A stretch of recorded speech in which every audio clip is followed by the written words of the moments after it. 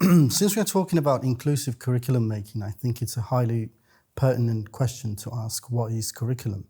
And also, since this question at the same time is quite perplexing, because as teachers, when we ask ourselves what is curriculum, we kind of get a bit confused. And what I think this confusion is due to is because there is no one thing that we can call a curriculum. For example, the Canadian curriculum theorist Ted Aoki in 1984 said that to many people, curriculum is many things. And indeed, when you look at the literature on curriculum theory, we find out that, it means so many things. It comes in so many forms and shapes. It just depends on for example, what teachers or policymakers want to do with the curriculum. Or for example, some of the forms we can identify are the planned, the mandated curriculum. So this is something, for example, that gets determined more or less at the state level, at the macro level. And then you have the enacted curriculum. For example, the mandated curriculum, the planned curriculum needs to come alive in the classrooms, in schools, so we can call this enacted curriculum. And then, of course, we have the learned curriculum. This can be something that children learn from the enacted curriculum, something that they take away. Also, we can talk about curriculum that is assessed, for example, formative assessment, summative assessment, exams. This can be said to be the assessed aspects of the curriculum. These are all visible forms of curricula, right? But then there exists also some less visible forms of curricula. We can talk about the hidden curriculum, and the hidden curriculum means something that isn't written in the planned curriculum, isn't talked about openly by the teachers in the enacted curriculum or in the learned or assessed curriculum, but all the human relationships that take place within classrooms, within schools or within schoolyards can be said to be the part of the hidden curriculum. And also we can talk about lived curriculum. So this is the curriculum that children, teachers, other staff members experience based on the curriculum. And this is something that is unplanned. You can't plan it because it is unpredictable by its own nature. And Ted Aoki, that I mentioned at the beginning, speaks quite fluently about this. Also, we can talk about the null curriculum, which is something that intentionally gets omitted or gets left out from the curriculum for cultural, political reasons. And Flinders and Noddings talk very eloquently about this. And also, there are other forms of curricula, and in the chapter there is a kind of a more nuanced delineation of these forms. But in this chapter, we would like to kind of stress the social aspects of curriculum making. So we want to kind of stress curriculum making as an action, as a process, as practice, rather than as something set in stone. We think that curriculum making takes place on multiple levels. So it takes place from supra-international organization level. So you have the OECD, you have the European Union, the World Bank, and other multilateral organizations that have influence on the curriculum making processes, all the way down to the classroom, which is the nano level, where you have teacher-student or student-to-student relationships and where the parents come in and everything. So we think that it is without humans, without children, there is no curriculum, of course, and then we think that looking at curriculum through this multilateral, multi-levels way gives us an idea as to how these multiple levels interact with each other, how schools influence curriculum making, how international organizations, local authorities and semi-autonomous agencies, NGOs also affect curriculum making. And I think this kind of opens up a very nicely talk about inclusivity as well. Many thanks to Nika for exploring the concepts, theory and practices in relation to curriculum and curriculum making. In this video, we will explore what inclusive means in terms of inclusive curriculum making. When we talk about inclusion and inclusivity, in relation to curriculum making, what exactly might that mean? Are there multiple interpretations, and where might we start? UNICEF states that inclusive education means all children in the same classrooms, in the same schools, whereby real opportunities for learners who have been previously excluded. And this is not only children with additional needs, but speakers of minority languages and learners from diverse cultural backgrounds too are included. According to UNICEF, inclusive school systems respect and value the contribution of all learners from all backgrounds and enable diverse groups to learn side by side for the benefit of all. An inclusive school, for example, could be defined as a place where everyone belongs, is accepted, supports and is supported by his or her peers and other members of the school community in the course of having all their educational needs met, according to Johnson. At a school level, I suppose the central challenge around inclusive curriculum making is how to build and maintain a bridge between the principles of inclusion and enacting the school curriculum. And doing this, with pupils as partners in the joint class or group as a joint process. And what are the inner activities and practices at school level which may help achieve this? Before we visit that idea, we might look at Mel Ansco's view of inclusion as a process.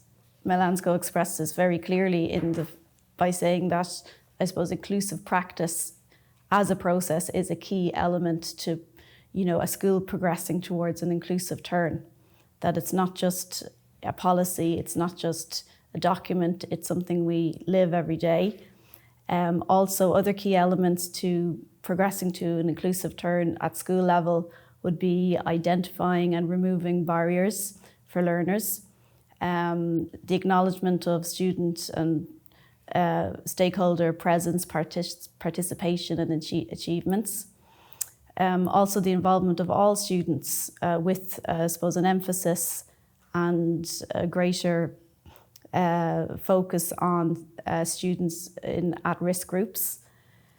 And that by focusing on, issues of marginalisation, exclusion and underachievement at school and using school-based evidence on the ground as a lever for framing this inclusive practice, that this is a really good roadmap for schools to progress. I suppose that leads us to, the curriculum itself. And UNESCO identify school curricula as a means of enacting inclusive practice. According to Johnson, there's 7 key areas in taking a curricular approach to inclusion. And he identifies the pupils, educational outcomes, educational content, methods and organisation, assessment, in addition to communication and care. And these are all framed within the school context. And these 7 aspects of a curricular approach are concerned with the school's inner activities and link in with what Nika said about the micro level of inclusive curriculum making. And it's a bottom-up approach whereby the individual pupils and the school's partners engage with the curricula, and that's the central focus of all educators serving the community.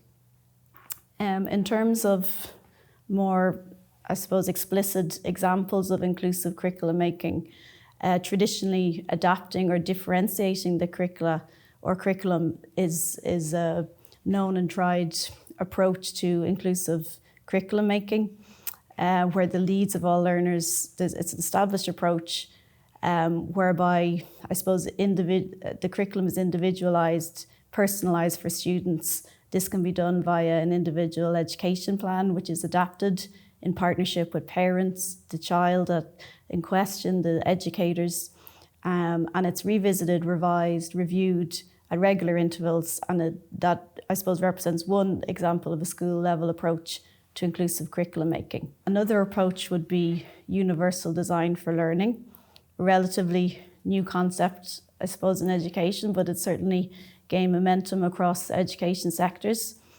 So universal design for learning, or UDL as it's known, is a framework to guide the design of learning environments that's accessible and challenging for all learners. A key objective of UDL is to support learners become expert learners themselves. And the ultimate aim of UDL is to change the environment, adapt the environment, as opposed to change the learner. UDL guidelines by CAST can be utilised and explored as a tool to support educators and curriculum developers and all stakeholders in order to create opportunities for learning for all learners. In terms of higher education, inclusive curricula are currently under discussion, obviously, and being pursued. An inclusive HE curriculum could be described as being universal and intended to improve the experience, skills, and attainment of all learners, and those principles of inclusivity that we've talked about are embedded within all aspects and stages of the academic cycle. Just a look at a take on 21st century inclusive curriculum making. And Lydia Arnold has done a good overview of this, suggesting that such a curriculum is open to discussion and ongoing development, whereby it meets the needs of diverse learners, uses diverse and interactive teaching methods, underpinned by compassionate and reflective engagement, is developed with a large range and broad range of stakeholders, all stakeholders, provides space for reflection, engagement and review, and is relevant and authentic to a given learning community. And finally, also addresses issues courageously while also being realistic. And I think such a vision of 21st century inclusive curriculum making encourages and recognises teacher and learner agency, in addition to the importance of engagement of all stakeholders in the proposed formulation and enactment of inclusive curricula. So in this section, I'm going to cover what is inclusive curriculum making and what isn't. Teaching is a political act. What is included and excluded from what is taught in the classroom, and who gets to make the decision around this. The exclusion of Black history, the history of Africa, the Caribbean and their diasporas from the mainstream curriculum of the global north is a clear example of systematically exclusionary curriculum. This exclusionary practice in curriculum setting has been documented in a number of countries. For example, in 2020 in Wales, a curriculum working group set up by the government found no clear evidence on the extent to which existing school curricula address issues of race and diversity, or indeed any other specific issues or theme within history or the curriculum of any other subject. And additionally, they found major gaps in the available resources which support the teaching of Black, Asian and minority ethnic themes across the curriculum in Wales. Now, the case study of the curriculum in Wales, which has since undergone progressive reforms and with the mandating of the teaching of Black and Asian histories, highlights systemic racial biases within the school curriculum, and thus the need to decolonize the curriculum. And by this, we mean to acknowledge, unpack, and undo racist and colonial biases within the curriculum and knowledge production process as a whole. However, what happens when we simply add 1 or 2 lessons about Africa to the syllabus, leaving the rest of the syllabus unchanged? What if a school introduces a Black History Month where students learn and celebrate the history of Africa and its diasporas, with the rest of the year's lesson plans remaining untouched? Is that inclusive curriculum making? While these initiatives can be helpful, tokenistic additions to an otherwise exclusionary curriculum does not make the curriculum inclusive. An inclusive curriculum is where the inclusion of marginalized knowledge and people are integral to the curriculum as day-to-day practice. If the history of Africa, Asia, and elsewhere beyond Europe is included in the curriculum as normal practice, if historical figures of Black, Asian, and Indigenous heritage are frequently introduced to learners all year round, tokenistic initiatives such as Black History Month would become redundant. these initiatives would not be needed without the systemic exclusion of marginalized voices and knowledge from the mainstream curriculum. Making an inclusive curriculum also goes beyond this and requires the teacher to critically challenge and debunk dominant narratives in the curriculum, which cannot be done through adding marginalized voices to the curriculum alone.